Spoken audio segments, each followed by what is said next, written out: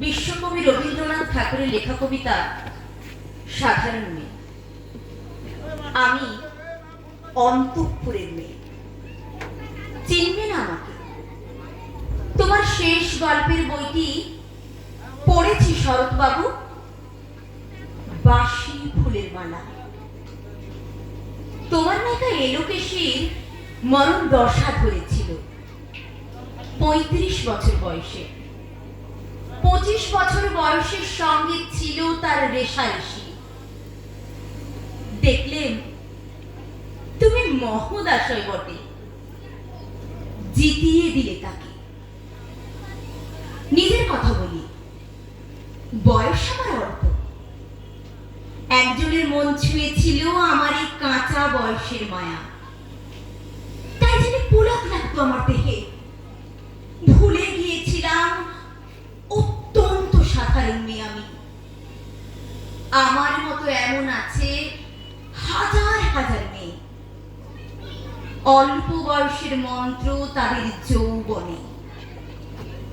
তোমাকে দোহাই দিই, একটি সাধারণ মেয়ের গল্প লেখো তুমি। বড় দুঃখ তার স্বভাবের গভীরে অসাধারণ যদি কিছু তলিয়ে থাকে কোথাও। কেমন করে প্রমাণ করবে সে? এমন কজন মেলে যারা তা ধরতে পারে। কাঁচা বয়সের জাদু লাগে ওদের চোখে, মন চাই না সত্যের খোঁজে। আমরা বিকিয়ে যাই মরীচিকার দামে। কথাটা কেন উঠলো তা বলি। মনে করো তার নাম নরেশ।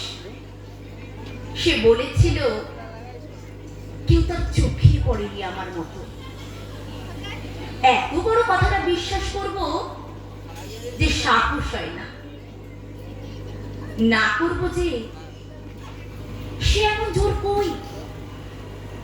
একদিন সে গেল বিলেতে, চিঠি পত্র পাই কখনো বা।